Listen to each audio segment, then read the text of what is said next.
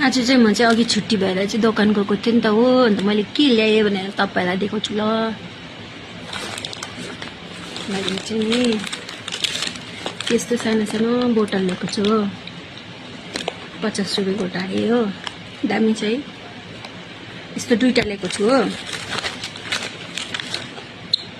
यो दुईटा ल्याएको छु हैन। अन्त यसमा चाहिँ के राख्नुको लागि भन्ने ल्याएको भन्दा चाहिँ नि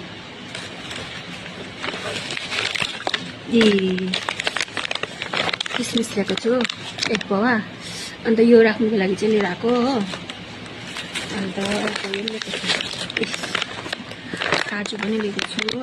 काजु पनि हाल्छु यसमा, बट्टामा हालेर राख्छु, अलिअलि खाँदै गर्नुपर्छ हो। अन्त चाहिँ यो पनि ल्याएको छु, ओखर पनि ल्याएको छु 250 पर्यो यसको, 1 पावाको। यत्रो चढ्दैछ 1 पावा, 250 रुपियाँ पर्यो। यो पर्यो 212, यो पर्यो 275 पर्यो यसको चाहिँ। यो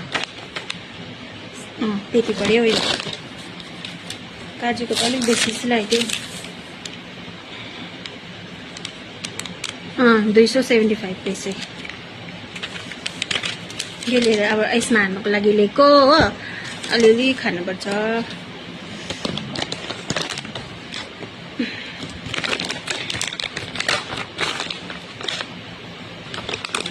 मेरोमा अर्को बदाम चाहिँ छ कि अस्ति ल्याएको, खाइसकेको छुइनँ, धेरै डल्लै छ।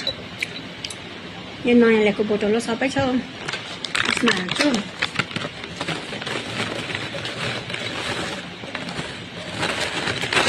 बहुत ठिकै हुँदो रहेछ, अलिअलि उब्रिँदो रहेछ। प्लास्टिकमा राखिरहेको चाहिँ उयो हुन्छ भनेर चाहिँ बोतल पनि लिएर आएको। मैले यस्तोहरू यसरी राख्नु मनपर्छ नि त, त्यही भएर।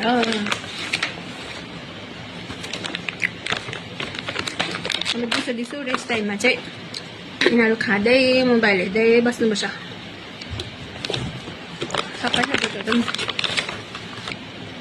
धुनु पर्दैन।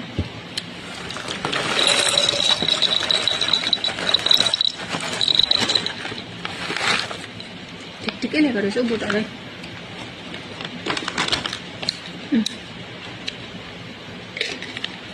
अलिकति मात्रै उब्रियो।